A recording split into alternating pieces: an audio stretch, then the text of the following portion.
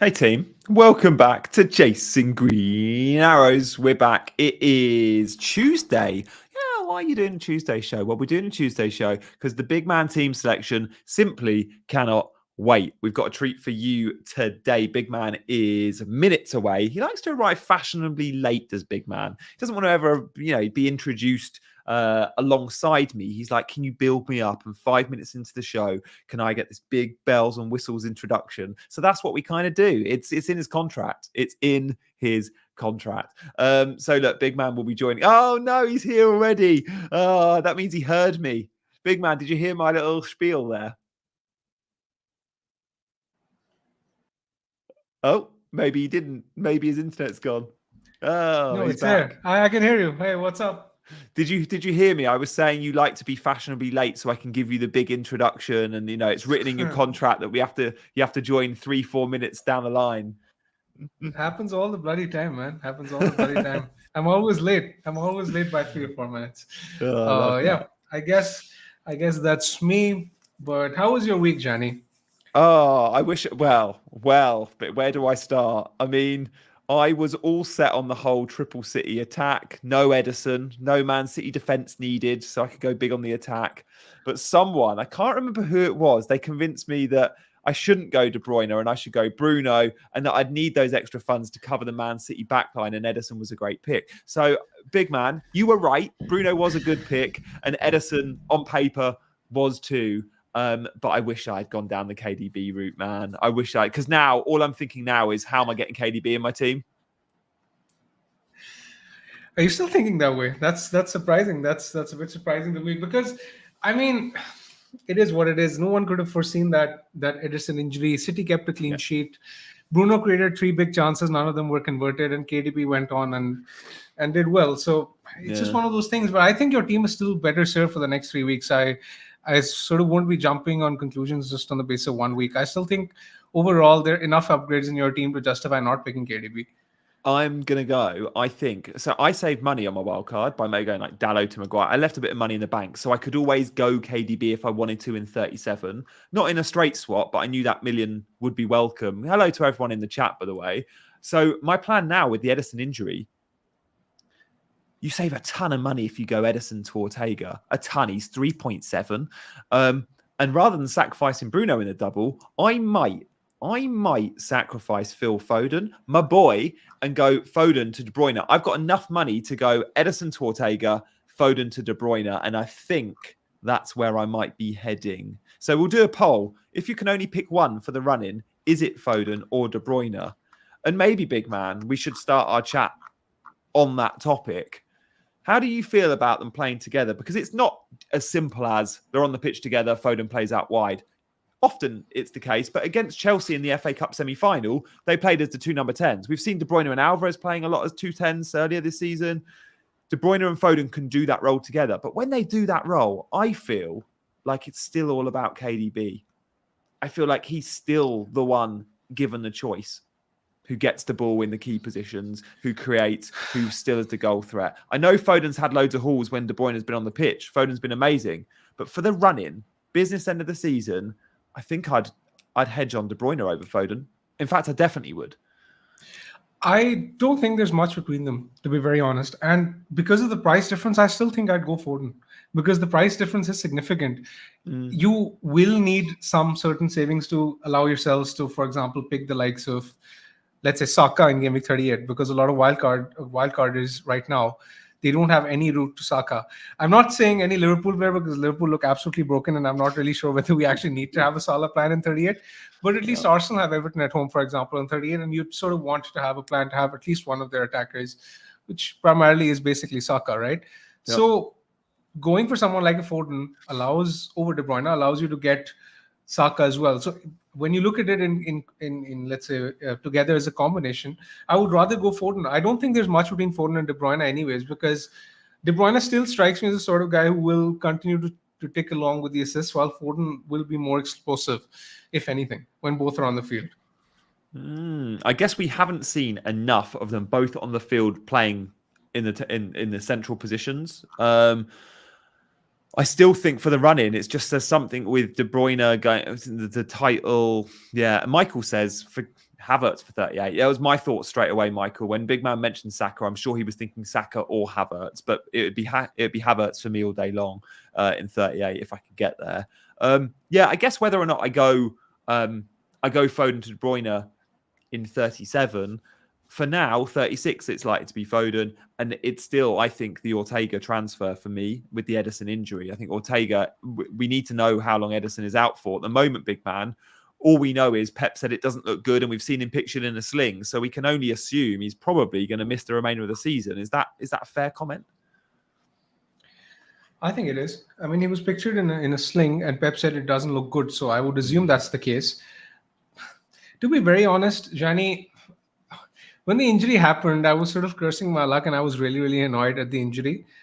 But now when I sort of think about it, I'm not too annoyed because the savings for Ortega allow for plenty of upgrades elsewhere, let's say in game week 38 or even in 37, because, my pencil move in 37, I had left a Spurs slot open for Richarlison basically. And I was planning on moving, let's say, Bruno or Gordon out for Richarlison in 37.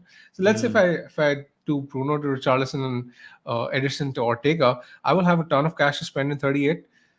I think those potential savings kind of outweigh the benefit of having a second extra transfer in 38.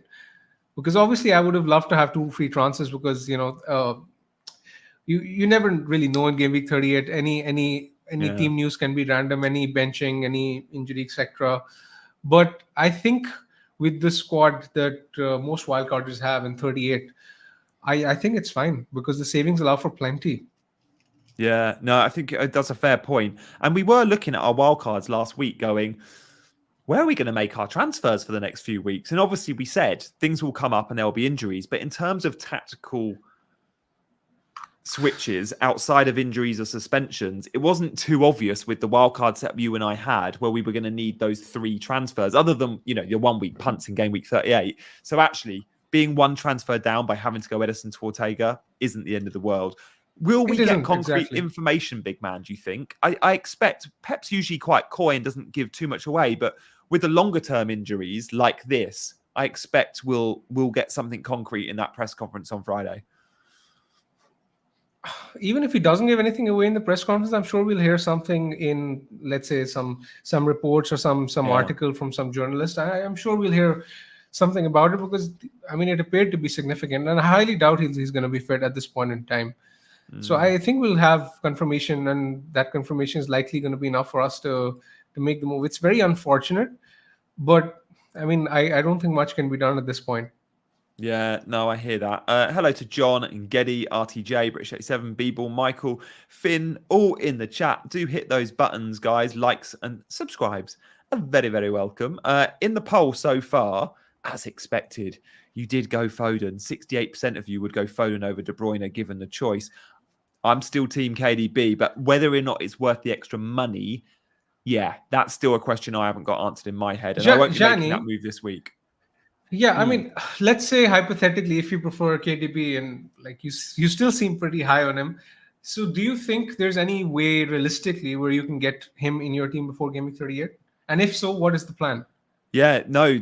So I love 3-Man City, so I'm blocked. So if I go Ortega, so I've got 2 options. I could go Ederson to Onana, and then I could go triple City attack, and I could convert a Bruno to a KDB. I would need to make a downgrade elsewhere, so we're talking hits.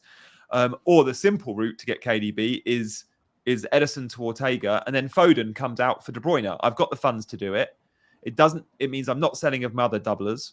And it's just me going, I think, in game week 37 and game week 38, a simple play of KDB gets more points than Foden, which I reckon if we rephrase that question to the chat, who gets more points in game week 37 and 38 combined, I reckon it'd be 68% of you saying KDB.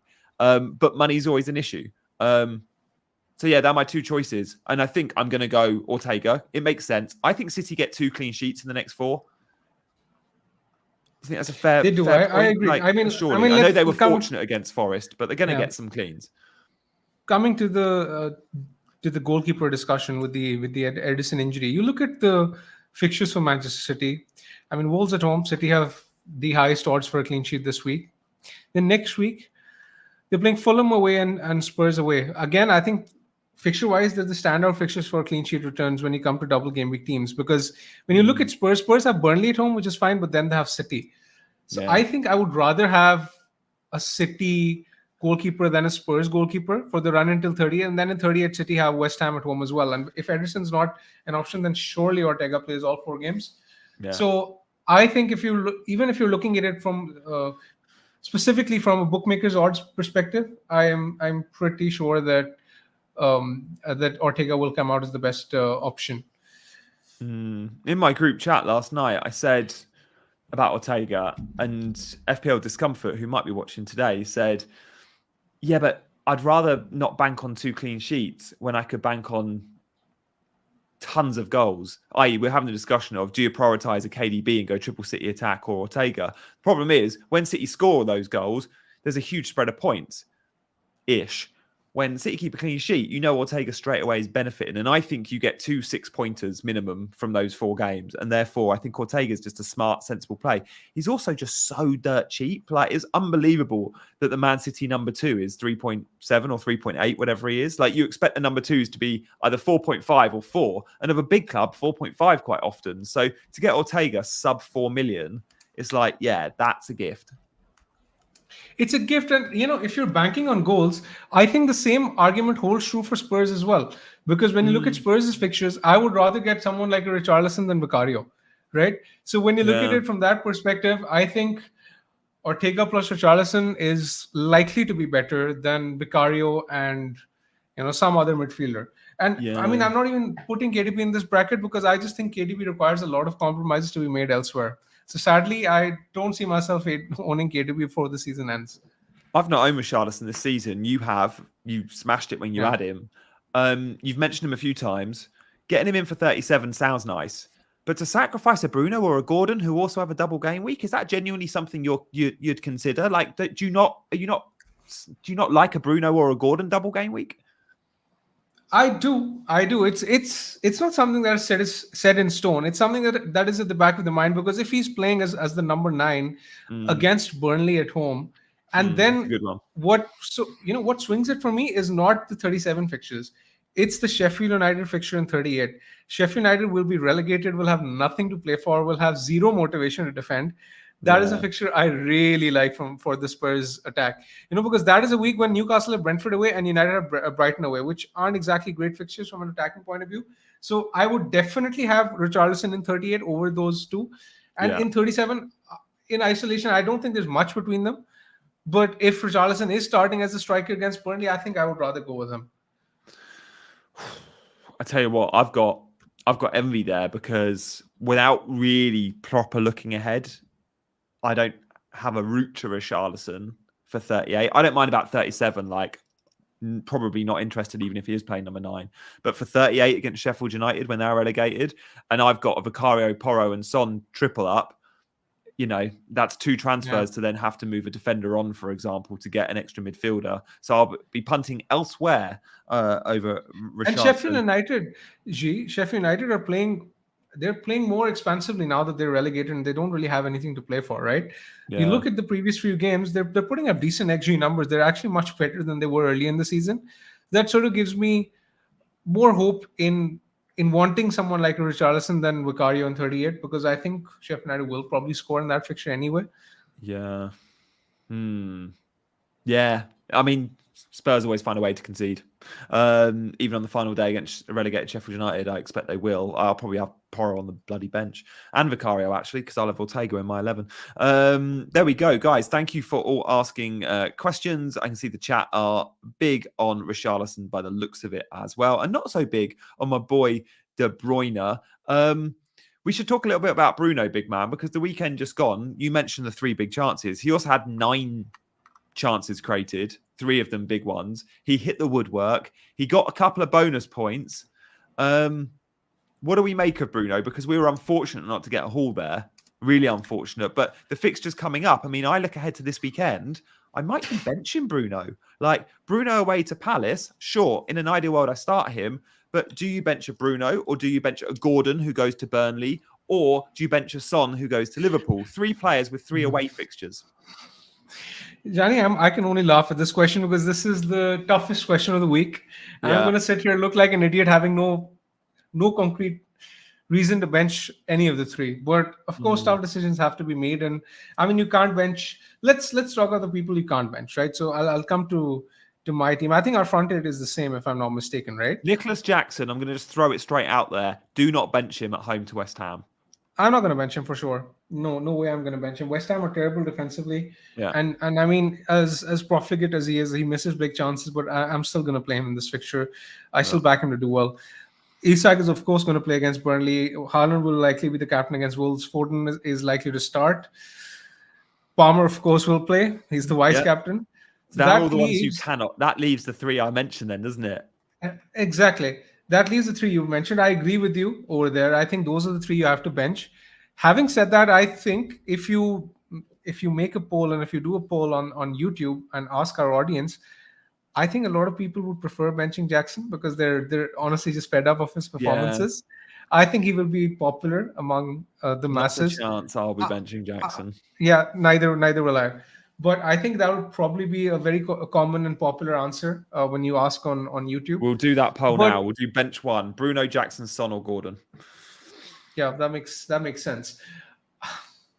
Among those three, okay, I can give you let's say reasons for benching all of them.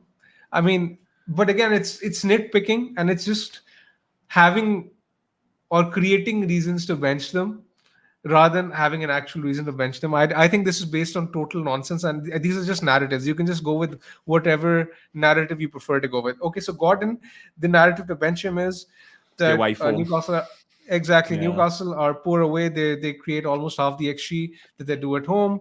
Gordon has almost more than double, in fact, the goal involvements that he has away. So basically, his ceiling isn't as high. You can bench Gordon. But they The are narrative. absolutely flying at the moment, scoring tons of goals. And they did still go to Sheffield United and score 8 earlier in the season. I know they've been poor away from home, but the way Newcastle attack is functioning right now, I think home or away, they could deliver against Burnley. And it's Burnley. Burnley I conceded mean, nearly 3 XG to Man United. then there's Son. Now, Son has the toughest fixture on paper, but you can argue that on the break he can do well against Liverpool. Liverpool are broken. Yeah. This is the fixture to get Son, and I think if Son does anything or gets any return against Chelsea, I don't think a lot of people will bench him. I think a lot of people will likely play him. I think If he I don't blanks, think selling. if he I don't think blanks, do you benching think he'll Son be will be benched? popular. I think he'll be more popular then. He'll definitely be more popular if he does well. I don't see anyone benching him, honestly. Yeah. I mean, I don't think a lot of people will bench him in that case. And for Bruno, you can just say that United they're just not playing well. Palace are in form. Bruno's ceiling is limited away from home, and it's against a good team. Palace are doing really well under the new manager, so you can argue that. So these are different narratives. You can prefer to But then go you with go whatever penalties narrative. for Bruno. Oh, what if they play rubbish, but United get a penalty because they always seem to, and Bruno scores a pen. I forgot to mention exactly Bruno pens, Son pens, and got the narrative of Gordon is set pieces in the absence of Trippier. And Burnley they do concede plenty of goals from set pieces, and Newcastle's XG from set plays is very, very strong. So they're all narratives that I can come up with to support the argument of benching any. But truth be told, I'm not convinced, and I don't really know which way I'll go. I mean, it's literally a 33% split in my head right now. What are you thinking? What are your thoughts? Before this conversation, I was benching Bruno. During the conversation, because I'm giving it more thought, I don't think the conversation's actually helped me decide. But during the conversation, I'm thinking Gordon, and I'm thinking Gordon because one, I've already got Isak, so it's damage limitation. Everyone has Isak. I don't think that's a factor. Everyone has Isak.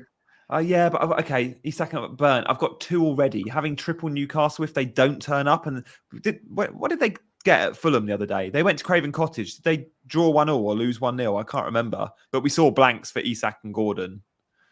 They won 1-0. Yeah, that's right. Did they win? Yeah, they won. I remember them winning 1-0. Oh, they won away from home. Okay, well, maybe they've turned a corner. I know we still had blanks, but I don't know.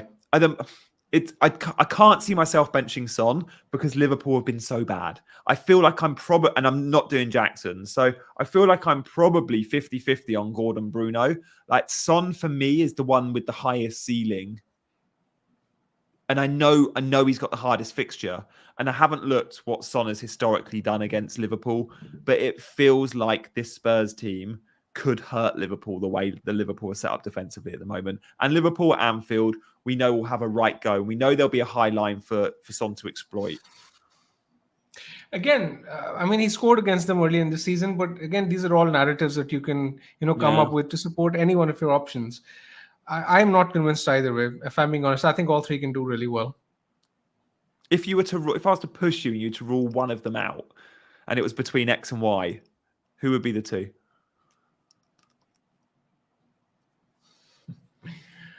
I don't know. I mean, I think I'm at the point where I don't think I'll bench Gordon, if I'm being honest. I don't think I will. Yeah. I just think the set pieces play a huge part in it. But I'm someone who likes backing the fixtures, and Gordon has the best fixture among those three by far, right? Yeah. Because I don't look at Crystal Palace as a great fixture. Liverpool away, I mean, it's an okay fixture. It's not a great fixture.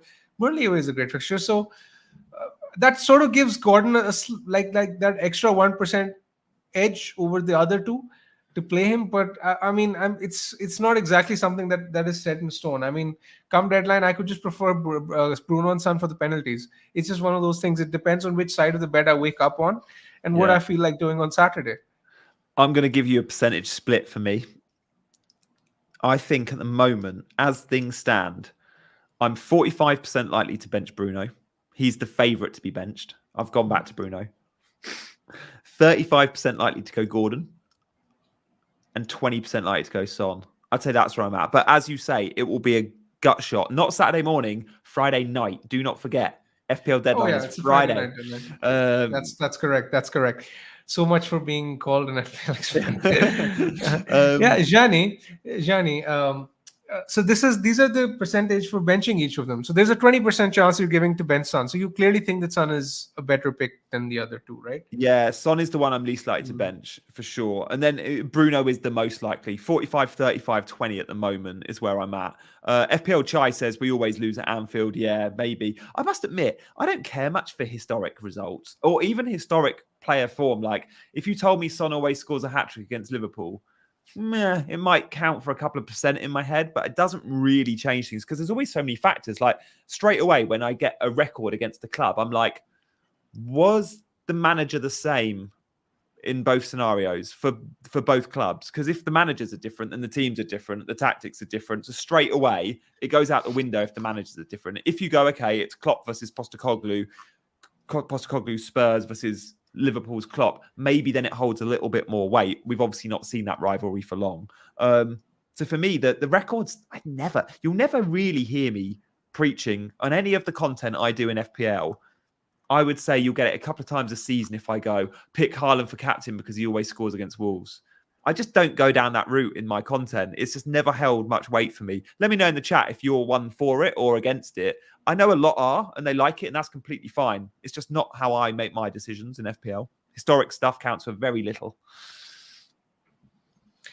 Johnny, I agree with you. I don't think historic stuff counts for a lot. But how much weightage do you give into the home and away thing? Do you think this away form for aberration is it an aberration for Gordon, or do you think it's a trend which is? Yeah, you think there's?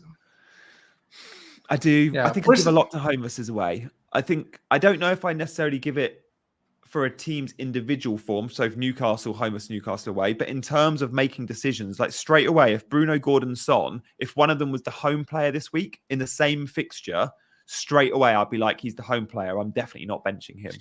No, I'm not talking about that. Newcastle? Right? You mean Newcastle's form this season? Right? I mean, Newcastle and Gordon's form. Do you think is this a pattern that he does well at home and he does well away, or do you think it's just an anomaly?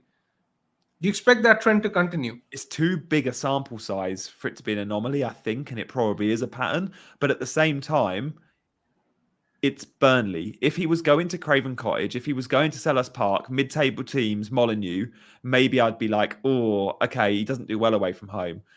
But Newcastle don't do well away from home this season. But they did go to Sheffield United, a newly promoted team, just like Burnley, and they won 8-0. They can go and put up big numbers against newly promoted teams away from home. Small sample size again. I don't know. Have they been to Luton? What did they do against Luton? Maybe that's worth looking into if we classify the newly promoted. I think they teams. lost to one. I think they lost to one. Okay. I remember Newcastle losing that fixture, but Gordon put up decent numbers in that game. I remember Gordon had decent stats. Didn't do anything though. Didn't do much in that game. Good memory. Yeah, the chat have said they lost to Luton 1-0, maybe. But yeah, I mean, so yeah, I do. It does hold weight, but the fact it's Burnley, then I chuck it out the window because again, I look at Burnley and go, see how their defense was last time out. Well, Man United are a rubbish attack. They're pretty middling. Well, they clocked nearly 3 XG versus Burnley last weekend. Burnley are still very leaky. Gordon was 0.27 XGA. Thanks, Oxlane, against Luton. So I don't know. I mean, the chat, in terms of the poll, as expected, Nicholas Jackson. Do you know what? Let's do a new poll without Nicholas Jackson because most of you don't even know. It's actually nice. It's nice. I mean, I expected that to be the case, right? But even if you ignore Jackson, a lot of people, it seems like they want to bench Gordon. I mean, I'll read the results out. Gordon is 27%, Bruno's 15%, and Son is 8%. So no one wants to bench Son. A lot of people want to bench Gordon and Fernandez. And yeah, the overwhelming majority thinks that, if they had Jackson, it would be an easy decision. But clearly me and Gianni don't agree. I mean, in a way, if Nicholas Jackson blanks on Thursday, everyone's going to be benching him. I just don't see it. I see the fact that he's still getting chances. He's getting closer and closer. Again, last time out against, who did Chelsea play? Villa. The offside goal was so close. He took it really well. The header against the post, he should have scored it. He still hit the woodwork. He was close. By the way, that would have been a Cucurella assist. I foolishly transferred Cucurella. I thought of you when that happened. Mate, he created 3 chances, Cucurella, my boy, and scored an own goal. -1. Thank you very much. That was really, really unlucky. Yeah. I saw your team. It was a good team. Your wildcard team. I really like the look of it. Yeah, I know. It's just that Cucurella decision. I mean, there's still chance. 6 players still in action on Thursday night. How do we summarize this benching discussion then, big man? Where are we at? Where are we? Because neither of us are going to bench Jackson. The chat clearly want to. That's fine.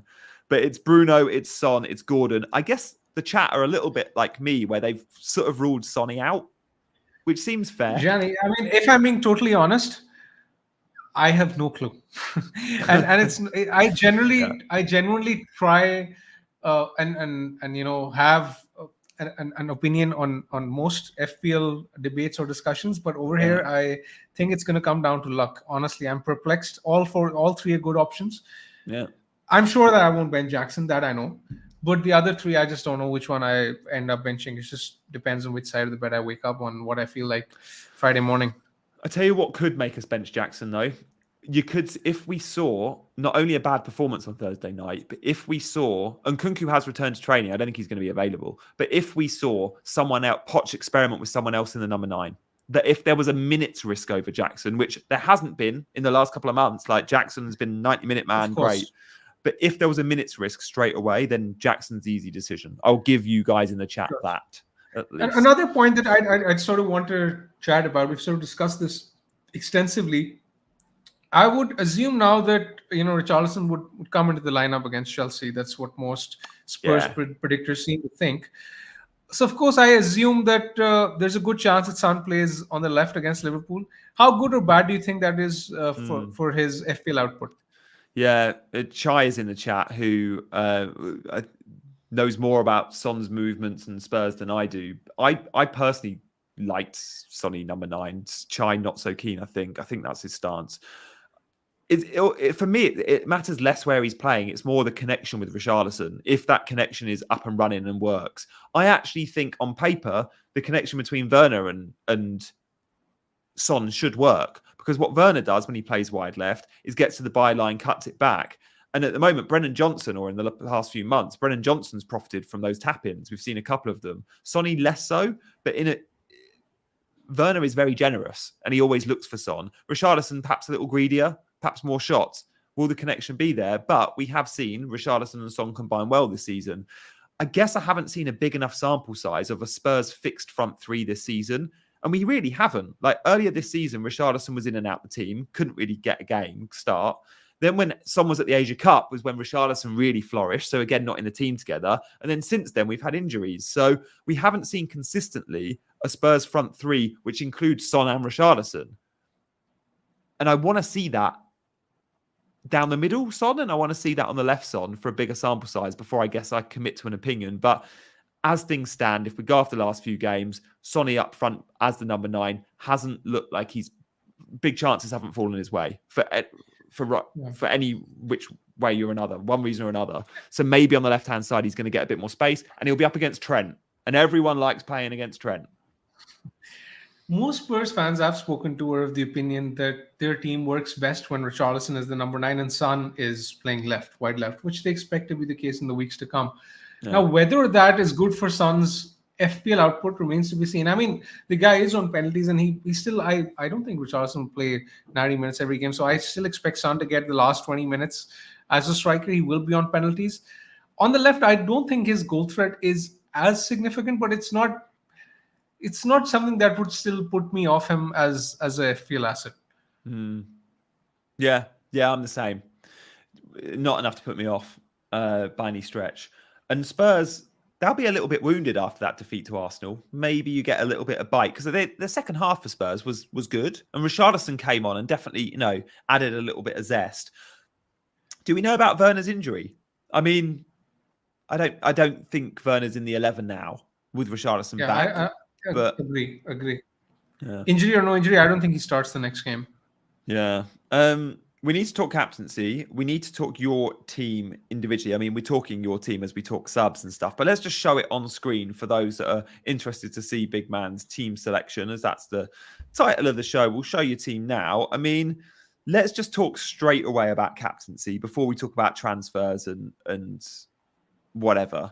At the moment, the armband's on Haaland. If we look at form in the last 6 game weeks, you could argue Palmer's the form player. But Haaland's back and available. Home against Wolves. Palmer home against West Ham. For me, it's a 2-horse race. It's one of those two, right? I think it's Haaland clear. I mean, generally when Haaland is an option at home to any non-top 6 side, I just captain him without having second thoughts in my head. And that's exactly what I'm going to do. I think the only decision in my team this week is going to be who I bench out of Palmer, Gordon, and Son. And I really don't know. Sorry, Gordon, Fernandez, and Son, Palmer. Yeah. Right? I have to bench one of those 3. That's the only decision I have to make. Apart from that, my team is settled. The defense sort of picks itself. Newcastle have better clean sheet odds than Man United. So I'm going to play Dan Burn in the hope that he gets that bullet header that I've been craving for. Ederson will go for Ortega. I'm very confident about that transfer because it opens up lots of avenues. And I think irrespective of price, having a City goalkeeper for the next 4 or 5 weeks makes a lot of sense anyway. For the next 4 games, I mean. And then I'll just captain Haaland. I sort of want to, because the team for this week, the transfer at least is very straightforward. I want to discuss with you the paths or the routes that you have to affording whatever you want in 37 and 38. So what I'm looking at it with respect to Ortega is that if I do Ederson to Ortega, and if Richarlison is looking like an option, I can perhaps bring Richarlison in for Gordon or Bruno next week. And then I can sell whichever one I keep for Saka in 38 because I really want a piece of that Arsenal attack in 38 at home to Everton. I mean, generally Arsenal with not much to play for. Yeah. I mean, you can argue that the title... I went Gabby Jesus in the final day last year. I think they had Wolves. Everyone went Kane, who had Sheffield United. And I was like, Arsenal with... I mean, Kane was a great shout. But Arsenal, it was like... nothing to play for. Final day at the Emirates, they'll go big, and they did. And Gabby Jesus got a couple, I think. Havertz, exactly. So I mean, Saka, Havertz, either of the two, but I want to keep that option open. Yeah. And I really hope that Richarlison is an option because I look at him as a decent differential that I can possibly get. Because there's not much now to sort of there's not much time left to gain ground, etc.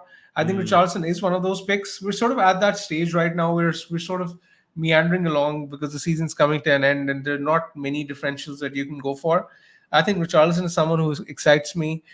Uh, and going, let's say, even a City defender for the next 3-4 weeks, I can see them getting points. Jackson is a differential. I hope he comes off. Same with Bruno. So we've sort of made our bed now. We just got to lie in it and hope that we get some rewards before the end of the season. Yeah, there is a captaincy poll out there. Do get voting, team. I think a lot of you are probably going to be going in the direction of the big man. 74% are on Haaland. We speak about transfers.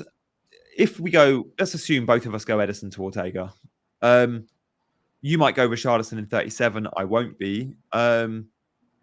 If we can roll in 37, having 2 free transfers for 38 is a load of fun. I mean, that's where we go.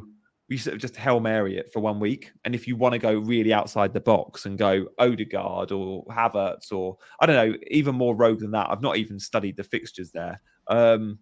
Doku for 1 week because you think he's starting and we get a leak that he's starting against West Ham, whatever. Is that what you're thinking, big man? Like in an ideal world, you either have Richarlison in 37 or you go into 38 with 2 frees? Basically, I mean, I'm not against the idea of having 2 frees. Of course, it helps in 38. But if there's any opportunity for me to gain ground in 37, I will jump at that opportunity because this is possibly the last proper game week where you can make big gains because it's the biggest double of the season. Yeah. I want to go all in on it. I think if I have the opportunity, I will jump all in on it.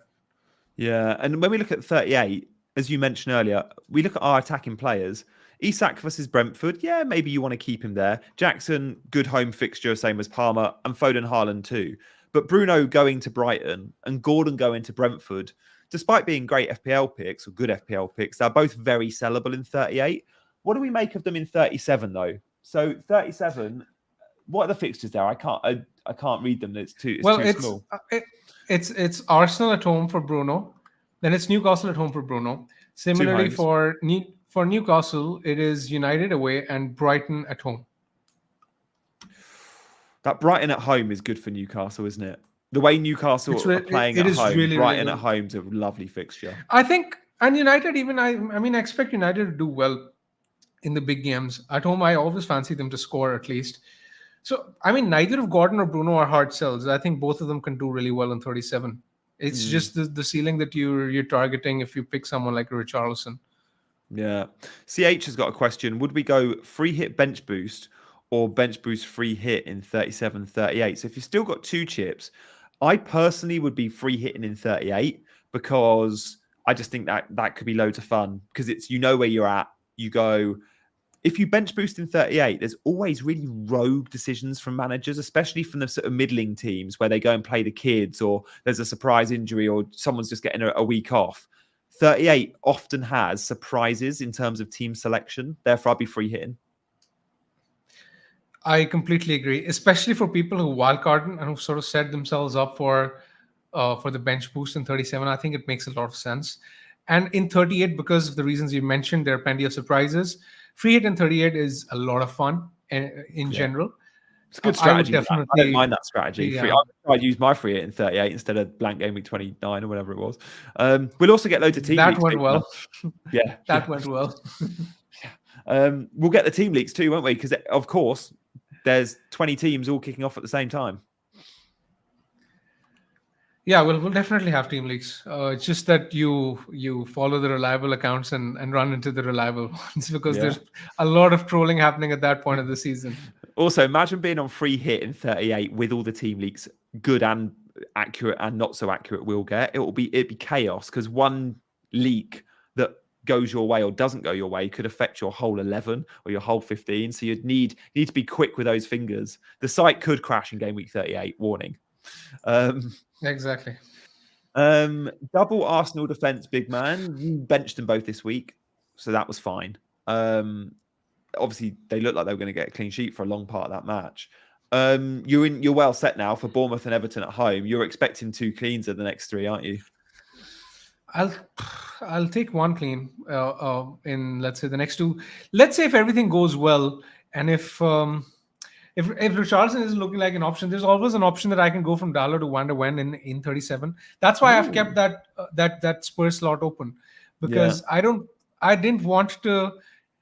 in West right now, because let's say if there's any injury in defense or any injury in midfield, I would jump all over Charleston or over Spurs defender. So I've given Yeah. myself that flexibility with the free transfer in hand. That's an option. I don't think United are going to keep a single clean sheet in 37, so I'm perfectly fine selling Dalo. Yeah, okay. And I always thought when I saw your wildcard team, I thought double Arsenal defence, it served you so well. It works for 36, it works for 38. But I always thought to myself, we're going to get to 37. Big man's going to hit the bench boost and he's going to go, oh, I've got 2 players on a single game week against Old Trafford. That's not optimal. I've got 3 transfers burning a hole in my pocket. I'm going to use one of those 3 transfers to transfer out an Arsenal defender and buy a double game week defender. The problem is there's no sexy double game week defenders in terms of reliability for clean sheets and big upside, unless you're going to, say, a Man City defender, but you already have triple City. Is that something you might end up doing? Because it's not the optimal bench boost, but obviously it works for you in 38. Yeah, I mean, it works for me in 38, but I think I'm perfectly fine keeping White. I think if I given the choice, I would rather keep the Arsenal defenders over Dallo in 37, just simply because of the gains that they're likely to offer me in 38. That's what my thinking is at this point in time. I think I will make enough gains over the next, let's say the next 3-week window, as opposed to that 1 week where I'm free hitting. So I'm comfortable having that double Arsenal defense. Yeah. I mean, I won't rule a clean sheet against United as well. I mean, I would expect United to score, but it's not something that's out of the blue. And with Michael White says and Gabriel, there's always a chance of attacking returns. True. Michael says, is Davis not the best cover option instead of Van der Ven? The problem with Davis is, yes, he's playing left back and he will get forward. He's a bad game or two away from being dropped. Emerson Royale is there on the bench. Davis is far from like flavour of the month. Poor defending for the Saka goal. Van der Ven, at least is going to play every game. If fit, Davis could see some rotation with Emerson Royale. I know Emerson Royale is not a left back, but he definitely could come into that spot. Ziad says, any thoughts on Livramento, big man, if we're looking for a Newcastle defender? I mean, I don't think I'd be buying a Newcastle defender at this point in time. One of the main appeals of buying one was the Sheffield United fixture. Now, Burnley, I still expect to score, and in 37, from a defensive point of view, I don't like their fixtures. It's what Brighton at home and United away. I'd expect both those teams to score. And if Shearer is out, that's another problem. I think, Gianni, we should touch on Shearer's replacements. A lot of people are in this position where they have Fabian Shearer and they don't really know what to go for. I think it's probably best saving a transfer this week and then sort of deciding which way to go next week. Either a Spurs slot opens up, or I mean, the pickings are really, really slim. So it's taking me a while to guess. Really slim. I mean, you could go straight away, share out, and just go to an Arsenal defender, or you go, as you say, you wait a week. You could just go straight to Dan Burn, unless we're assuming everyone that's got shares also got Burn. But if not, a bit like we're doing with Ederson to Ortega, it's a sideways move, but it saves you a ton of money. And share to Burn saves you more money for your fun in game week 38. I think that's a good point. I agree with that. But I assume there are a lot of people I know who have double Newcastle defense. And in that position, I think they're sort of in a tricky spot. Yeah. Ouch for those that did go double Newcastle defense and therefore didn't get Gordon. That hurts. Because again, I was looking at squeezing KDB in and going, oh, maybe I could sacrifice Gordon for KDB and go double Newcastle defense. It was an option. Because, Gianni, the main difference between us wildcarders in 35 was that some of us had Gordon and, let's say, a White or Saliba, as opposed to people who picked, let's say, Maddison, and someone like a Share, right? And that was a big swing. That was a big swing. So, I mean, if you're thinking that you're having a tough time with the wildcard spirit, thought for those who went with double Newcastle defense. Yeah, and went Maddison. I mean, only a Spurs fan is picking Maddison at the moment. He's not playing well at all. That is purely a Spurs fan fixtures play, which is fine. Like, look, I picked Cucurella. It happens to the best of us. But yeah, I mean, I think not seeing it. I was strongly considering the Maddison punt in 35. I was very, very close to going there, and my final decision on my wildcard was between Bruno and Maddison. and I just went Bruno because of the safety. Again, the logic with Maddison was the same, that you're going to swap him for Richarlison in 37. But then I went with Bruno because I wanted to have that flexibility that, let's say, if there was an injury in defense, then I could jump to a Spurs defender rather than Maddison. Because, I mean, both Bruno, Gordon, as we've discussed, are perfectly fine holes in 37. Yeah, I think when we did your team selection last week, am I right in thinking your Man United defender was Maguire and mine was Dalot? And we've actually reversed that. I've gone Maguire and you've gone Dalot. Or were you always Dalot? I can't remember. I mean, I think I looked at your team and was like, oh, you could upgrade Maguire to Dalot because of his average position. But then I looked at how many times Dalot or Maguire is actually going to play for me. And it's only during 37. That's the only time my Man United defender plays. He didn't play for me this weekend. I think he did for Bigman. So maybe that was the difference. He was in your 11 this week. So therefore, having the better option made sense. But because it was just a 37 play, I went, oh, let's save $1 million. And again, that extra $1 million gives you more fun in 38. Yeah, I mean, with this draft, I had funds for Dalot, right? So based on our discussion last week where you sort of referred me to his average position maps, if you remember, you told me that he was playing really high up. He was, I looked at those and if funds weren't an issue, I had no issues picking Dalot. And, you know, with my team, I think there's a good chance that I keep Dalot in 37 as well. So, I mean, I can at least hope for an attacking return. Yeah, it's fair enough. I also had the funds for Dalot with my team, but just when I'm going to have 1.2 in the bank or whatever to go Maguire, just because I want. The back of my head was I'm going to need money for KDB in 37, so just save every little bit I can now. And whether or not I get to KDB in 37, I still do not know. The sideways move of Foden to KDB in 37 is very, very much an option for me, especially now. I'm creating the funds by going Ederson to Ortega. Gives me about 0.5 in the bank if I go Foden to De Bruyne, like extra. So I might do that. That'd be fun. 37 De Bruyne versus 37 Foden. Then me and Big Man will have different looking teams. Maybe I even captain him. Was it 37 last season where he went and got that 4 goals against Wolves? Was that 37? It was season before last.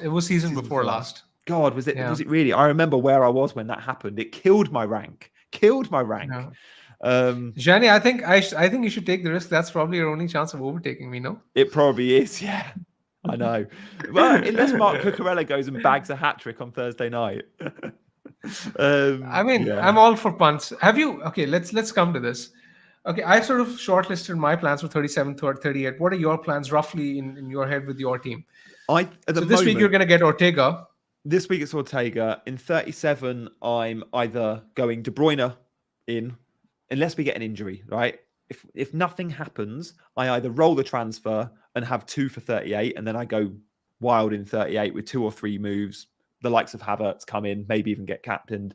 Or I go Foden to De Bruyne in 37. That's the only move in 37 I think I'll make, because Richarlison's not an option for me.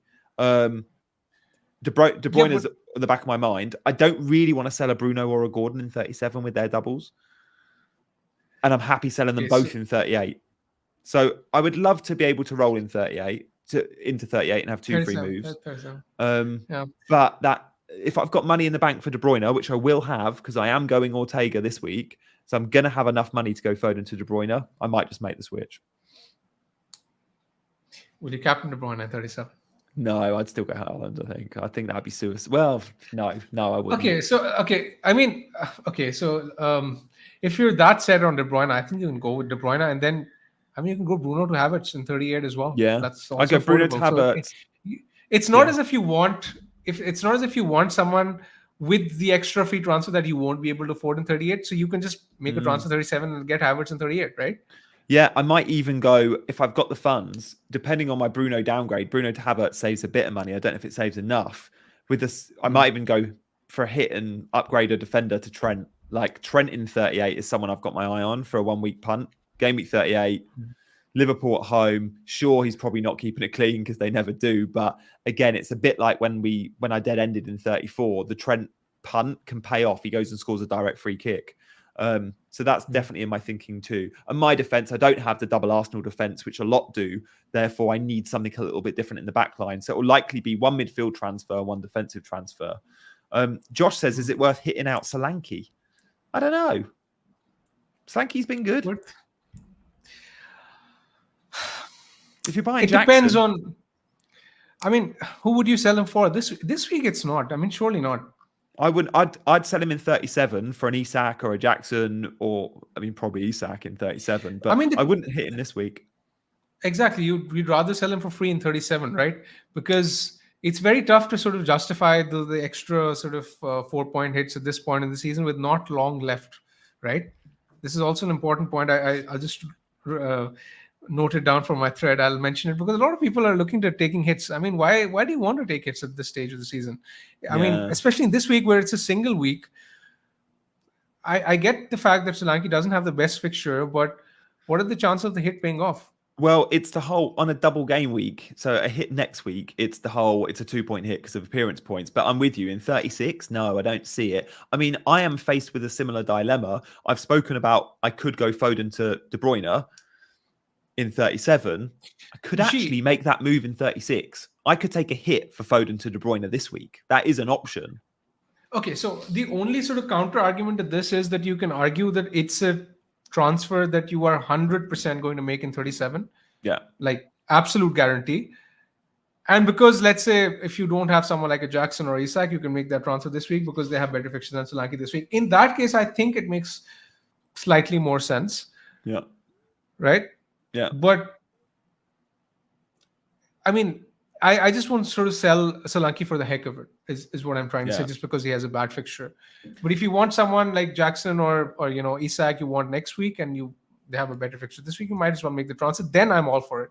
Yeah, and that's what I think with the Foden to De Bruyne move. Like if I'm going to make that in 37 and I know I'm 100% making it, which I don't, then I may as well make it in 36 because I know I'm taking that 4-point hit or that extra transfer later down the line in 38 anyway. So take it now and reap the rewards sooner rather than later.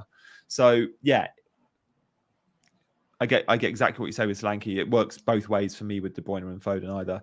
Finn, yeah, definitely sell Mo Salah. I mean, I do think he'll start, but I think he's just a sell now. But the thing with your team, Jani, is that Foden to De Bruyne is a luxury transfer, right? So let's say if any injury comes up next week, you won't be making it. I assume I'm correct in saying that? Yeah, and maybe if I just change my mind, like I'm not set on making that move yet, which is why I wouldn't be doing it this week because I'm not 100% going to make that move. Foden might play really well against Wolves in the number 10 role, and I go, why would I want to sell him? You know? Yeah, so any injury would definitely change your transfer plan, right? Yeah, 100%. So I exactly. So I don't think it is set in stone for you, which is why I don't think you should be doing it. Yeah. But for people for people, for example, who want to do Isak or Jackson, and they're obviously going to be making that transfer next week, I think it makes sense for them to take the hit for Solanke. Yeah. Okay. Yeah. Garnacho to Bruno. I don't mind that move. I'd make it. We got a good question from RTJ about beach teams. We'll go to that next. Isak captain in 37. Yeah, absolutely. He's a legit option. Obviously, Haaland will be popular. And there are still a few with triple captainships who will be going Haaland. Bear that in mind. What do we think of beach teams? Brighton, Everton, Wolves, Fulham, Palace. I don't mind them. They're playing well, these beach teams, because they're playing with a lot of freedom. Other than Brighton. I mean, it's a narrative that you can create, and it's just something that I think people. It's a narrative that people create to suit their transfers or just for confirmation bias regarding what they're thinking. Probably, yeah. But let's say if it's something that will come into my mind. Let's say in game week 37, 38, for example, we mentioned Everton, right? Everton, I don't think will have anything to play for in game week 38 when Arsenal are playing at home. I think that's a good fixture for Arsenal because Everton have nothing to play for. And yeah, exactly. When Arsenal generally don't have much to play for, vibes will be good. It's a last home fixture. They'll do well, right? And similarly, you can argue the same for Liverpool, actually. Klopp's last home fixture, the narrative will be there. Wolves, again, not much to play for. So, yeah, I mean, in those kind of scenarios, I think it sort of makes sense. But yeah, I mean, generally, it's not as if I make my transfers based on beach teams alone. I look at routes, I look at optimal paths, etc., and then I sort of look at what suits my team the best. Yeah, I'm the same. Like, look at Crystal Palace in the last few weeks. They're not on the beach and they've got nothing to play for, and they're just playing so well. Third striker options for bench boost 37. I mean, You could punt on someone like a Højlund. I don't like it. I don't like Højlund at the minute. He's just not getting the chances or the shot volume. Isak's an obvious one. Jackson's an obvious one. And Haaland's an obvious one. But if you're looking outside the box, I mean, João Pedro, I would steer clear of Brighton. They cannot score for love nor money. Anyone you like in terms of third striker options? I guess Højlund is the kind of the one you might punt on. Yeah, I mean, I'm at that stage where I just think 3-5-2 makes a lot of sense at this stage. So, yeah, I mean, it's just Haaland, Isak, and Jackson. Honestly, I think these three are far ahead of the others. If you want me to pick one, I think João Pedro might be worth looking at. But again, it's De Zerbi. It's the end of the season. Brighton, again, are a beach team. I don't really have enough confidence in De Zerbi starting Pedro in all the games. Even though I expect Pedro to start the majority of the games again, I don't know how he works with rotation. It's tricky. Bench Gordon or Garnacho? Zoltan is asking. I think this is easy. Yeah, bench Garnacho. We'll play Gordon in that case. Gianni, you mentioned that next week the captaincy will be tricky. I think Son will be very popular as well because of that Burnley fixture at home. Son will be very, very popular. True, Son will be. It's still backing against Haaland in a good double game week, but it's 2 away games for Haaland. And you're right, that Burnley at home is massive for Son. Like, that's a huge game. I guess we need to see something from Son playing on the left-hand side with Richarlison in the next couple of games. If we do see it against Liverpool or against Chelsea, then you're right, he'll be really popular. If we see blanks for Son at Chelsea and Liverpool, then no one's going to captain him in 37, even with that fixture of they. So, yeah, that'll be an interesting one. I agree. Yeah. I agree. And it will also come down to if how Son does against the next 2 teams. It will come a lot to that, because if Spurs are playing well, then I think he will be very, very popular. And we were mentioning that we're sort of meandering towards the end of the season. There's not much to discuss, etc. I think something where you can gain ground on your rivals is the Game Week 37 captaincy, is the Game Week 38 captaincy. I don't think any of them are as clear cut. Right? I don't think this is the week to differentiate when it comes to captaincy, because Haaland is clear-cut the best option. Yeah. But in 37, 38, there'll be a lot of punts that you can go for. Yeah, there will be. Like I last season I did exactly the same. I bought in Gabby Jesus. He played, I can't remember, was it Wolves at home? And I captained him. And loads bought in Kane and captained him and actually did better. I think Kane was going to Sheffield United, but that sort of decision, Gabby Jesus, game week 38, bring him in and captain him, was something I was happy to do last year. And I'll be the same again. I'll probably bring in Havertz and captain him in 38. So yeah, you can have that little bit of fun in 38, I think, more than most weeks, which is nice. Many will ask the question, if you can do it in 38, why can't you do it in any other week? Which is maybe a fair point. But we'll discuss that more moving forward. For now, though, that's all we got time for today. If you're just joining, go back and watch the last hour. You've missed a great discussion between me and Big Man. We've seen his team. We've spoken a lot about benching dilemmas. If you're unsure who to bench, we've given our 2 pence worth about half an hour ago, so go watch that. We will be back on Friday, me and Dean. Me and Big Man will be back next week. I'm hoping, Big Man, we can do next Tuesday. So I'll talk to you about that offline. But yeah, stay tuned and hit those likes, hit those subscribes, and we will see you next time. Take care. Bye-bye.